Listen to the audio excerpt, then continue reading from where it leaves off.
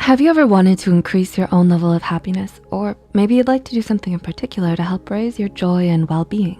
Or maybe you've always wanted to experience an Ivy League education without the commitment.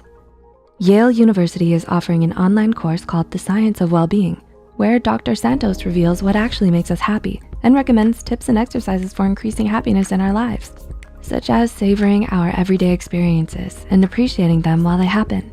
Did we also mention that over 3 million people have enrolled, and it's the online equivalent to their most popular on-campus course. The course is completely online, self-paced, and the best part yet, you can earn a certificate from Yale upon completion. So make sure you click the description box below to check the course out. Hey Psych2Goers, welcome back to our channel. Have you ever wondered if there are some habits you could adopt to make your life a little bit happier? According to psychologists and research studies, there are some interesting habits that may just leave you feeling a bit more cheerful. Here are 6 helpful habits that will make your life happier. Number 1, read stories of wonder. Do you love to snuggle up with a good book and a cup of cocoa?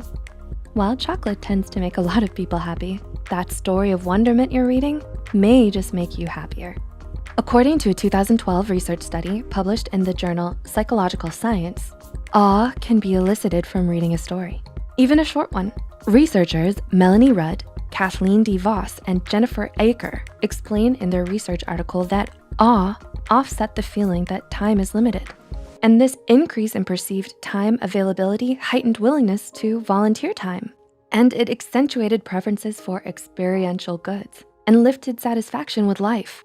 They further explained that their studies also demonstrated that awe can be elicited by reliving a memory, reading a brief story, or even watching a 60-second commercial. So, that inspiring book you're reading, or that adventurous play that has you hooked? Keep reading. Your life may just be a bit happier with an awe-inspiring book, and it keeps you present and in the moment. As the study states, experiences of awe bring people into the present moment. And being in the present moment underlies awe's capacity to adjust time perception, influence decisions, and make life feel more satisfying than it would otherwise. Sounds good to me. Number 2, drink a healthy amount of coffee. Who doesn't love a good old cup of joe? I know I do. Many studies have found a link between how much coffee you drink and a lowered risk of depression and suicide. In a large 2011 longitudinal study, researchers found that depression risk decreases with increasing caffeinated coffee consumption. They mentioned further research is needed to confirm their findings, but a good cup of coffee every now and then won't hurt your mood and alertness. Just make sure not to go overboard. Too much caffeine can be dangerous, folks, but just the right amount? Delicious. Gotta love those mochas. Number 3, don't focus on materialistic goods. In her book, Myth of Happiness, author Sonia Lubomirsky explains that a mountain of research has shown that materialism depletes happiness, threatens satisfaction with our relationships, harms the environment, renders us less friendly, likable, and empathetic, and makes us less likely to help others and contribute to our communities.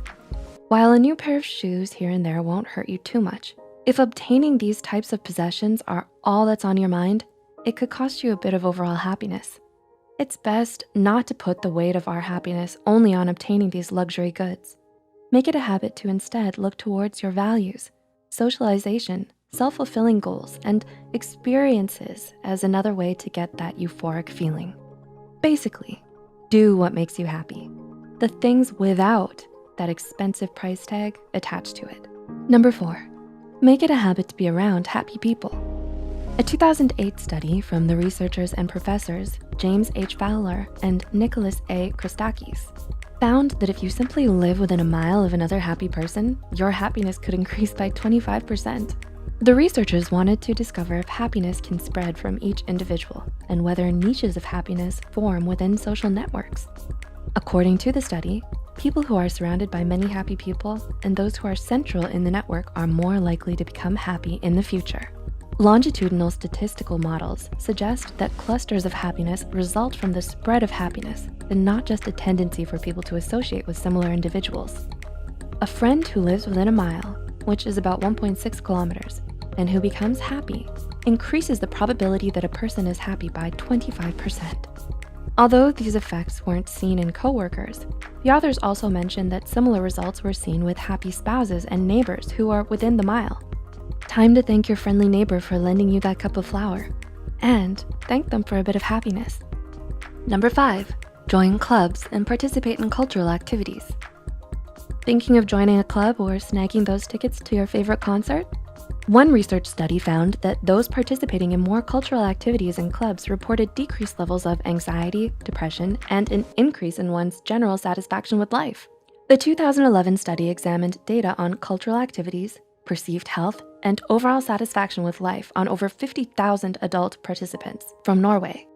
According to their research, their results support hypotheses on the effect of cultural activities in health promotion and healthcare. Time to join the art club. Number 6, keep a journal of your feelings. It has long been believed that journaling can have a positive effect on one's mental health.